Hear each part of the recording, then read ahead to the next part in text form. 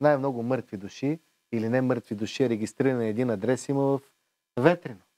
При Ивелин Михайлов. Я го питайте, що ги регистрира по 200 човека на един адрес. Не само там, прочетох тези дни в новините. Не го питайте, нали утре ще е тук. Да, защо утре, във Ветрино и защо работиш? Каже, работя с кмета на ГЕРБ прекрасно, с другия кмет прекрасно, с третия ГЕРБ ми, защото ти им осигуряваш да стават кметове, те ти дадат общински земи.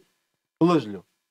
И ще ми обяснява, той е с квадратната глава, как се казваше, 1,20 е висок. Няма да спра да го повтарям. Казва, аз съм бил човек на гарнетата, на Уинбет. Финансирал съм се от хазарт, от буклук. Затова му казвам, че има квадратна глава. Ма тя му е квадратна. Аз казвам истината. А той лъже за мен. Кой е прав? Кой е прав?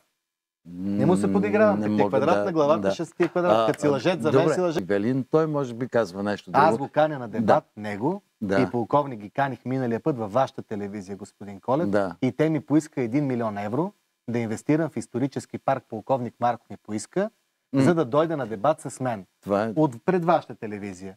И тогава не се яви на дебат. Той последствие беше изхвърлен от Ивелин Михайлов. Напуснали го, изхвърлен беше и сега казва, че това е пирамида.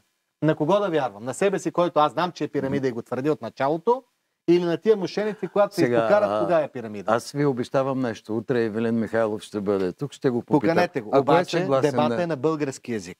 Да, на дебат. Нека дема, защото той няма. Искам на български язик дебат и по теми, които той си избере. Аз не искам да ме информирате за темите. Ако искаш да говорим за макрорамката на бюджета, ако искаш да говорим за това, но той говори за пръсканията, за извънземни, за 10 годишния план за България. Такива плоскоземци, аз с тях на дебат мога само да си направя някоя шега.